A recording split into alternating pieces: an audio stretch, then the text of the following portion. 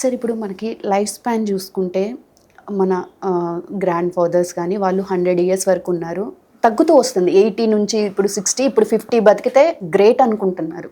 So ఎందుకంటారు? అంటే అసలు అప్పుడు 50 సంవత్సరాలు వచ్చేవారికి హాస్పిటల్కి వెళ్ళాల్సిన అవసరం ఉండేది కాదు. ఎగ్జాక్ట్లీ. అండ్ ఇన్ని హాస్పిటల్ కూడా అప్పుడు లేవు. జిల్లాకు ఒక గవర్నమెంట్ హాస్పిటల్ ఉండేదేమో, అది 50 సంవత్సరాలు దాటితే అవసరమైతే వెళ్ళేవారు. ఇన్ని టెస్టులు ఇదంతా లేదు, నాడి పట్టుకుని చెప్పేవారు. ఇప్పుడు మా సెల్ హెల్త్ క్లినిక్లో కూడా మేము డయాగ్నోస్ చేసిన తర్వాత క్రాస్ వెరిఫికేషన్ కోసం కొన్ని టెస్టులు చేయించుతాం.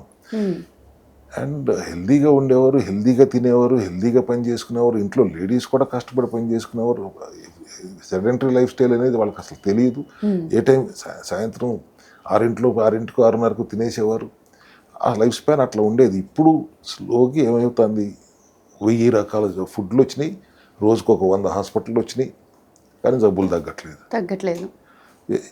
ఎందుకంటే మనకి సమస్య వస్తుంది, సిమ్టమ్ని అడ్రస్ అవుతుంది. సమస్యలు ఎక్కువ తెచ్చుకుంటున్నాం, సిమ్టమ్స్ అడ్రస్ అవుతుంది, రూట్ కాజ్ని అడ్రస్ అవ్వట్లేదు.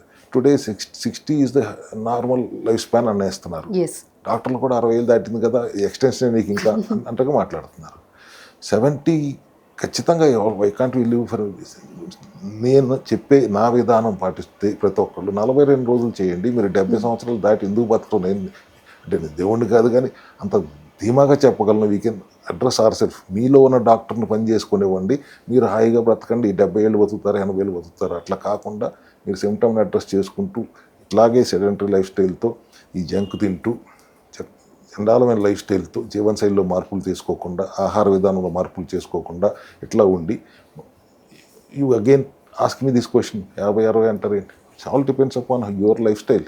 మీ జీవన విధానం, మీ ఆహార విధానం, వీటిలో మార్పులు తీసుకురండి. ఆ ఆవేదనే కదా నన్ను ఇక్కడ దాకా తీసుకొచ్చి మీతో మాట్లాడిస్తున్నది.